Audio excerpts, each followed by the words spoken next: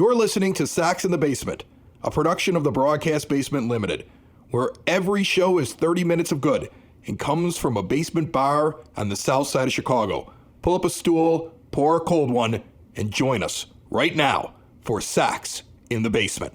Heard everywhere podcasts can be found, and always at soxinthebasement.com.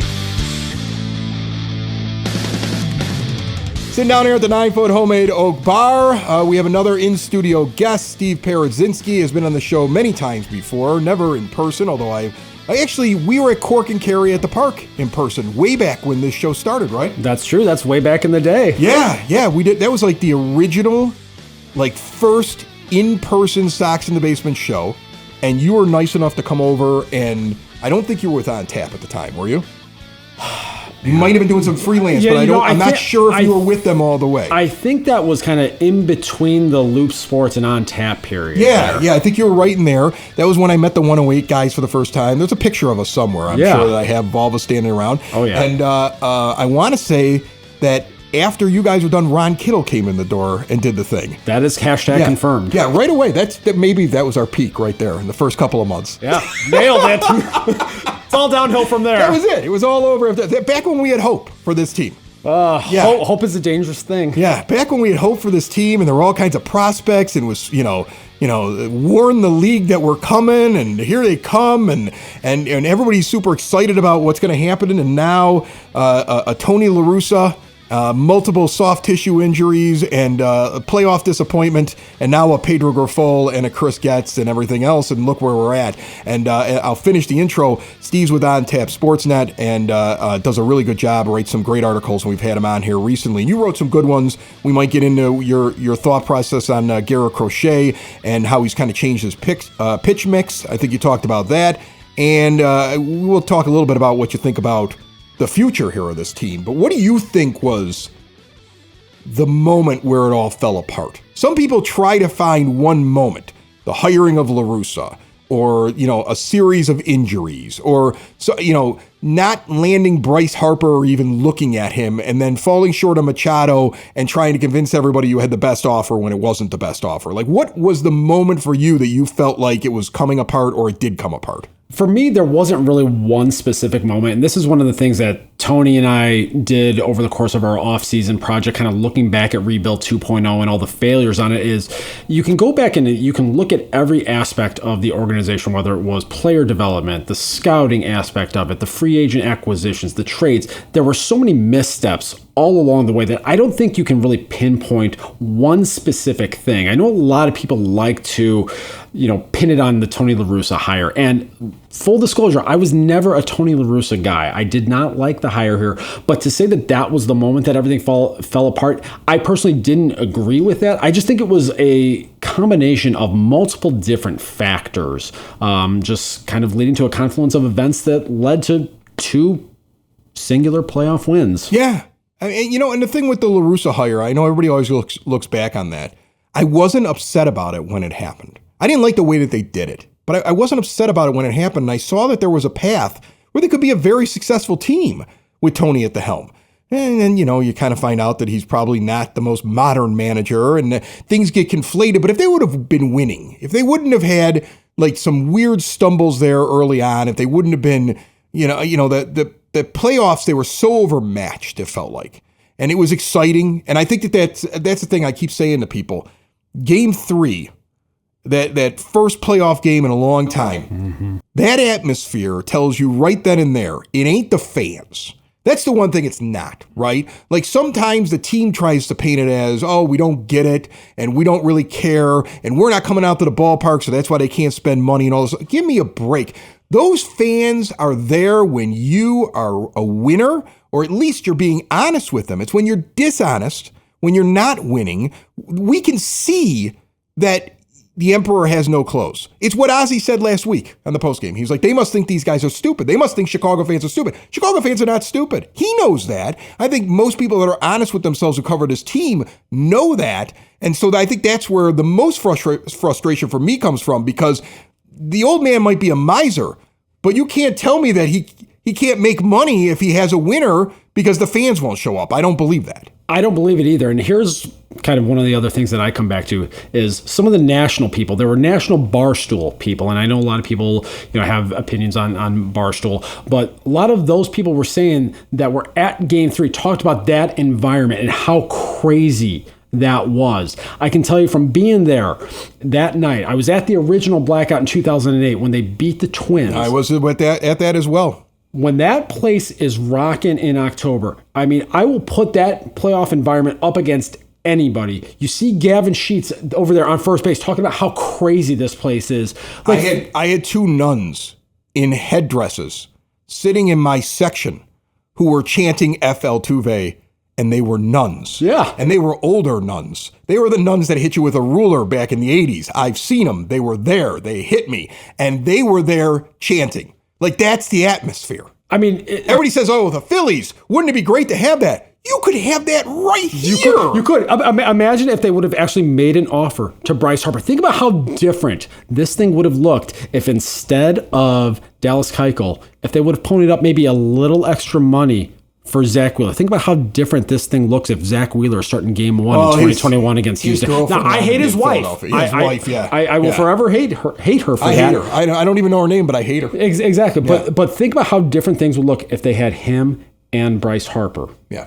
That changes the complexion of this thing. I still maintain if they had Zach Wheeler, they beat Houston in that first series in 2021. So you can sit there and you can talk all you want about, oh, it's the fans, they don't show up. If you put this organization in a position, if you act like a major market and spend on stars, that's why the Phillies are successful. Brian Bannister, I looked at this the other day. He had a tweet thread from 2018 talking about Dave Dombrowski with the Boston Red Sox when they were there together, talking about Dombrowski believes in stars and blue chip talent. That's why the Phillies are where they are right now, and that's why the White Sox are where they are right now, because they don't. Well, and that's the thing. You mentioned Brian Bannister. That's the one guy I believed in. My guy. At this point. I mean, I believe in him. I'm looking at that talent that's down in the minor leagues.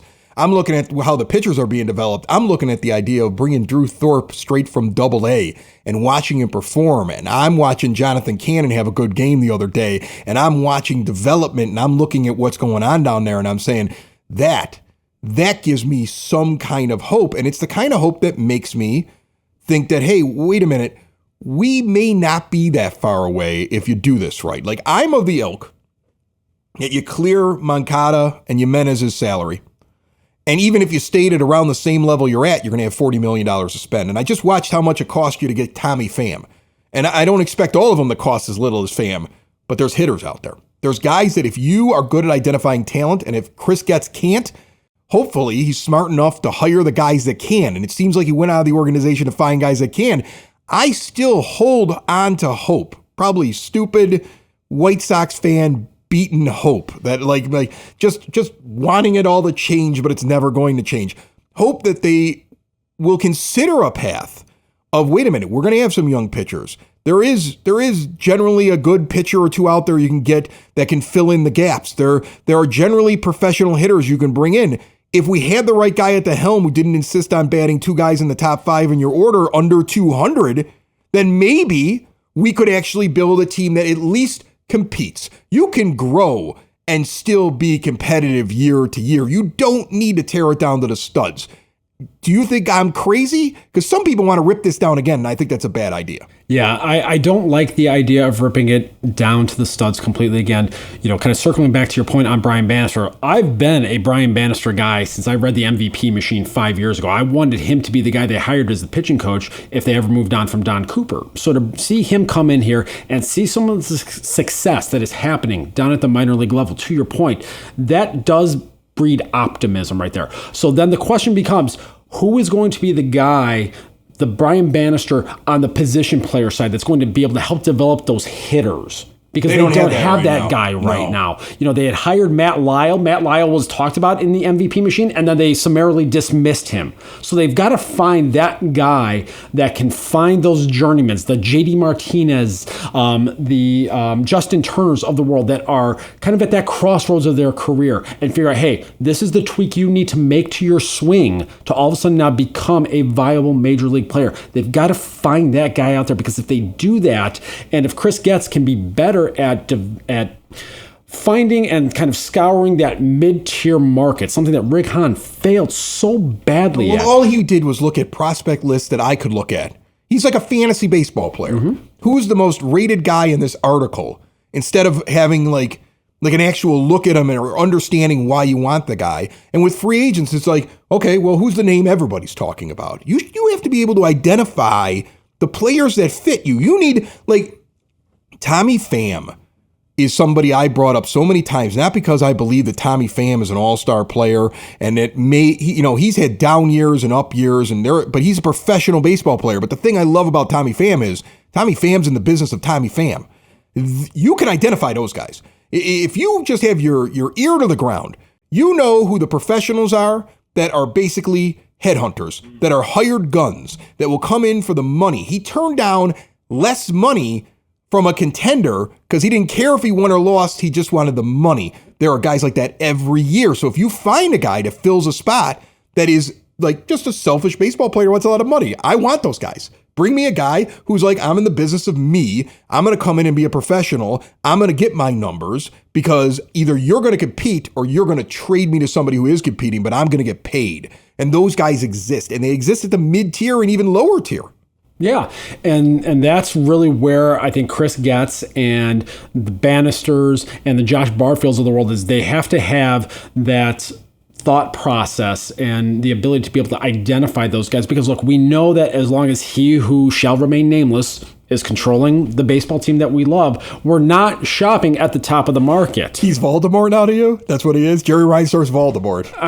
If you mention him, he's going to come, all of a sudden he's going to appear out of a closet down here in the basement? I feel like it's like Beetlejuice. If you say his name 3 times, he's going to show up and something bad's going to happen. He comes tottering by with a bunch of yes men following him, telling him how great he is? Essentially, yeah. I mean, look, he only shows up publicly, at some philanthropic event and then makes a joke about how he doesn't, spend enough money or how this team doesn't compete enough, and everybody laughs and pats him on the back for it. Because, that's what he needs at this point in his life, is he just needs that constant reassurance of how good of a person he is. He needs that very badly. Yeah. And that's sad. And it goes back to something I've said a lot about this team, is that this is really a public relations machine. It's a community baseball team that happens to have a major league squad, but that it's built really to service a billionaire. It's a mom and pop shop. But it's all about making him feel good, right? I mean, everything's made about making him feel good because he knows, like, look, at some point we all start to realize we're going to die. If you're a billionaire, now you start worrying, like, will there be any statues? How do I get a statue of myself? How do I get a monument? How will people remember me in 100 years? And so you start doing things like that. And that's why I think that they're always so angry when somebody says something bad about them, right? Anytime you say something bad about them, like I know that I'm not going to have easy access to White Sox players. Like, I get that, right? Because I'm going to say bad things about the guy who's a terrible owner. 40 years in Chicago as an owner. He's got 1 World Series, and everybody on that team had the greatest season on their baseball card, and he caught lightning in a bottle. It's not because of him. And if you have to keep mentioning the greatest basketball player in the world when I'm talking about your baseball team, that shows how bad you were as a baseball owner. Look, I'm 40 years old. The Tampa Bay Rays, I have seen them in the playoffs more times than I have seen the White Sox. That's embarrassing. Especially because the Tampa Bay Rays exist because of Jerry Reinsdorf screwing over Tampa. Exactly. And they've been in existence. This is now their 26th year in existence. And they've been in the playoffs more times than the White Sox. With a lower payroll. Right. In the 3rd largest market in the country here. Right. You should be absolutely embarrassed by that. And the fact is, the only time we ever see Jerry, the only time he ever comes out of his hole, like I said, is if someone's praising him at a philanthropic event, or if some national reporter says anything inflammatory about him. Remember, we had to get a statement from him after The Last Dance came out and portrayed him as the guy that destroyed the dynasty, when we all know that was true. He had the fall man in Jerry Krause. Right. And then that came out, and then all of a sudden he had to issue a public statement. David Sampson. Oh, David Sampson on this show. I know he didn't say it originally on this show, but he came on this show and said it another time. Yeah. And we asked him point blank, did it really go down that way? Is it possible you misconstrued it? Is it possible it was a joke? And he was like, no, not a joke. That was his real life advice. Come in second place because they'll always want that you just keep them right there. Like that's his philosophy. He wasn't joking. I stand by it. Even after all the statements from Reinsdorf, he came on the show. He's like, yeah, I stand by that. I believe it. And then you contrast that with two owners that I think about. You think about the late Mike Ilitch in Detroit, who, born and bred in Detroit. His mission, the last thing he ever wanted to do after he bought the Tigers was to bring a world championship, a World Series, back to the city of Detroit. He did everything he could until he was no longer breathing to try to make that happen. He fell short, but that's all he was focused on, was trying to glorify Detroit baseball. The other guy I think about is John Middleton with the Philadelphia Phillies. And he literally said, after they signed Bryce Harper, it's not about whether I turn a profit on a year-over-year basis. It's about how many trophies I put in cases. Think about the contrast. Yeah, it's such a big difference. It's such a big difference. And it is rough to watch as a Sox fan. I am convinced that he's not going to raise the payroll. So again, it goes back to what can Chris Getz do with this payroll? And I look at plenty of possibilities that don't include dealing away all of your players. If all of a sudden you saw Garret Crochet and Luis Robert Jr. walk out the door, the corporate podcast had Bob Nightingale in a basement just like you. Yeah. He's in a basement. Where's your suit? Who wears a suit to his interview from his basement to be on a show? Listen, I was doing my day job up in Kenosha, Wisconsin earlier today. I didn't bring my sport coat with me. I feel a little bit underdressed. # confirmed, Bob. I guess I missed the memo on that one.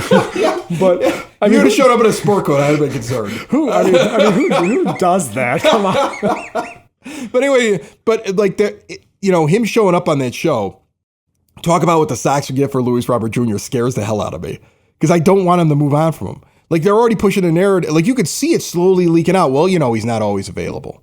Well, we'd be lucky if we might get a bigger haul than Soto. Like, all this stuff. And I sit there and I go, we have him after this year for 3 years. It goes to the adage that I've heard repeated and seen repeated so many times by White Sox fans over the last couple of weeks. Maybe we can trade Luis Robert Jr. for a prospect that may turn in one day to Luis Robert Jr. I don't want to do that, do you? I don't either. And does that crush you as a fan if that happens? I don't know that it will crush me. I feel like I'm so numb to things at this point, and that's not necessarily a good place to be, if we're being totally honest. But, one of the things that I wrote about over the course of the winter, and this was shortly after the Dylan Cease trade, when everybody's like, oh, you might as well just trade Robert now, just get it over with. My thought process has not changed on it, and it's this. They have 13 months to get this thing on track. If some of the prospects start to develop, if Chris Getz is better at identifying talent in that mid-tier to be able to try to piece some things together to where if he thinks you can be one of the 6 playoff teams in 2026, you hold on to Luis Robert and you have 2 shots at this thing. We saw what the Arizona Diamondbacks did. Yeah. Going from 110 losses and then 2 years later in the World Series. Am I expecting that? No. But if you think you can be one of those 6 teams in 2026, you hold on to Luis Robert, you take your shot twice trying to get hot in the month of October. Exactly, because you know what? You're not going to find a Luis Robert Jr. for $20 million a year in those years available on the open market to go add to your team. So that's the thing. Even if all of your prospects become good, you're still going to need... We've lived through that. But we've lived through that, right? So now we get to the point where all the prospects are good, right?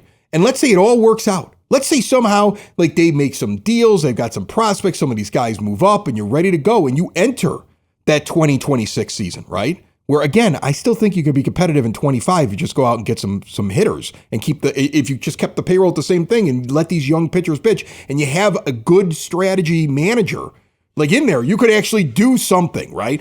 But 26, the problem that's going to arise is going to be the same problem you had when Machado and Harper didn't sign. You don't have the difference maker because you got rid of him and you moved on from him, and you could have had him for 2 years and $20 million during 26 and 27. And that's the problem with trading him away. It's the same reason why I wouldn't move Crochet. I'd be looking at Garret Crochet right now and saying, okay, he's pitching well. But even Garret Crochet has to admit, at some point his innings are going to run out, and he's still a lot of potential. He doesn't have Boris as his agent. You should be trying to extend Garret Crochet. He's young enough and talented enough that you should be we'd like to add 2 more years on it. We want to buy out what we still have in control. We want to add 2 more years. We're going to pay you well, right? And you could justify that to the old man who doesn't want to give more than 3-year deals as saying, we're just giving him a 2-year deal at the back end of what we're already paying him. Oh, that makes sense. All right, I'm gonna go into a room now and have a bunch of people tell me how wonderful I am. Okay, but like you could do that, and you could keep a pitcher that may be this level, maybe a number 2 starter, but you're gonna be looking for him in 2025, and he may not be available, especially at the money that your owner is willing to spend. Yeah, and that's one of the points of contention that I've had with people on the Crochet debate about trading him. So the way I look at it is this. He's pitching like an ace right now, minus those 3 starts that he had in late April and early May. If you take those out, and I know you can't take them out, but if you take those out, he is pitching like one of the best pitchers in baseball. He's 24 years old, and because of the fact that he has been a reliever that has not accrued saves, he is not going to get a lot of money in arbitration. So if Brian Bannister and the rest of your pitching hierarchy, if they believe that he can hold up as a starter, you absolutely should be having the conversations about tacking on additional years to this. Because he's not going to get a lot in arbitration. Exactly. He doesn't have any money, and as a pitcher, if you're a Major League Baseball pitcher, okay, didn't you play in high school? What did you do? I pitched through college, yeah. You pitched through college, okay. And so you've got more pitching experience than John Schriffen, even though Steve Stone keeps pointing out he was a pitcher once, which I think is Stone making fun of him. I think he probably said something about being a pitcher, and Steve Stone's like, I'm Steve Stone. Like, don't talk about being a pitcher, John. Steve Stone having a subtle, dry sense of humor, taking backhanded shots at people? Never. So, But if you're a pitcher, I mean, you could probably put yourself in this position more than anybody, where you could sit there and think to yourself, okay, if I were a pitcher and I was in the major leagues and I saw how frequent injuries happen and how something could go wrong, you could step funny on a mound. You could have to pitch in a rainy day and all of a sudden you do something weird and you pull something. You jump off your truck bed in Arizona during spring training. There you go. You could do a bunch of stuff that could hurt yourself, right? And somebody comes to you and says, I'm going to make sure that the next 2 years you're going to make more than what you would have made. And I'm going to extend you out and give you some freedom. But you're still going to be of the age that you're going to walk out there if you're really good and somebody's going to give you $20 million. But if they never give you $20 million a year 4 years from now or 5 years from now, you at least have the millions I'm going to give you now. I would think most pitchers would say, yes, I need that first good contract before I have the great contract. And that's what you'd rather have because you don't want to roll the dice. And at some point between now and when he gets to hit the free agent market, something happens to him. Look at Lucas Giolito. He should know. He should look at the Lucas Giolito example. Here's a guy who sat around constantly and told us all, and like in his Twitch things and everything else, how he was in the business of Lucas Giolito and like he understood what his worth was and all this other stuff. And then something came off the rails and he didn't get what he should have gotten. He didn't end up with that big money. If somebody's willing to give you it, sometimes you got to take what they give you at least the first time around. I would think he's a prime person that you could re-sign. I wouldn't deal him. Yeah, like I said, the only circumstance in which I would deal him is if Bannister and Ethan Katz and the rest of that pitching hierarchy, if they don't believe he can hold up as a starter. That's the only circumstance in which I'm moving Garret Crochet right now. If they think, you know what, his arm's not going to hold up right now, he's already blown past that innings peak that he had prior to this year. We think that there's going to be a downturn and we think that the stuff isn't going to play over the course of a 6-month season, then you do it. Because if you're ultimately just looking at a reliever, you should just be churning and burning those. Yeah. I have no loyalty to relief pitchers. Yeah. They can go anywhere they want to go. Exactly. As far as I'm concerned, the Aaron Bummer deal is a success no matter what anybody on that group did, because you traded a reliever for 5 bodies, and one of them may contribute to you in some way. And like that's how I view relief pitchers. Yeah. Most relief pitchers are starters that weren't good enough to be starters. 100%. There's a billion of them out there. Now, for Crochet, you wrote an article recently talking about his change in his pitch mix. Yeah. I would imagine that we credit Martin Maldonado completely for this because that's why he's on the field as much as he is. Am I wrong about that? Don't forget to hashtag vote Maldi.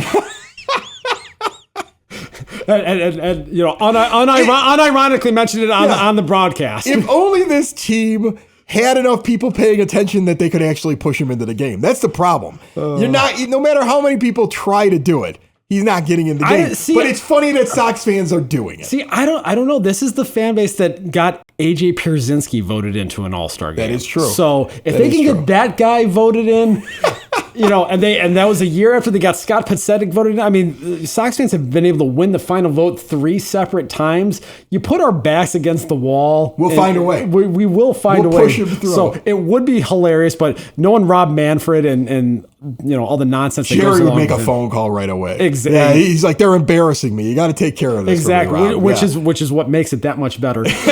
But on a serious note. What's the mix, though? What did he do different? The thing that he did, so in the April 13th start against Cincinnati, there was a point where he was fastball slider being his secondary pitch.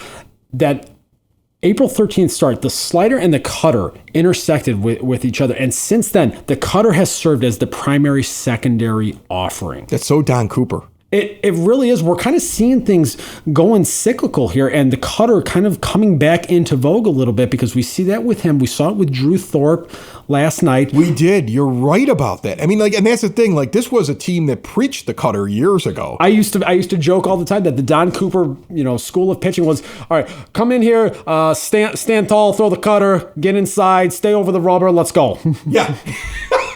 But we're seeing. And Mark Burley made a whole career out of it. He did. Do we want to talk about what he said in the booth the other night? Oh, that was brilliant. You want to talk about getting my blood boiling, but we'll circle back to that. Yeah, we'll circle back to it. But what he did is he started throwing more cutters. Yeah. So the cutter has really become his primary secondary offering.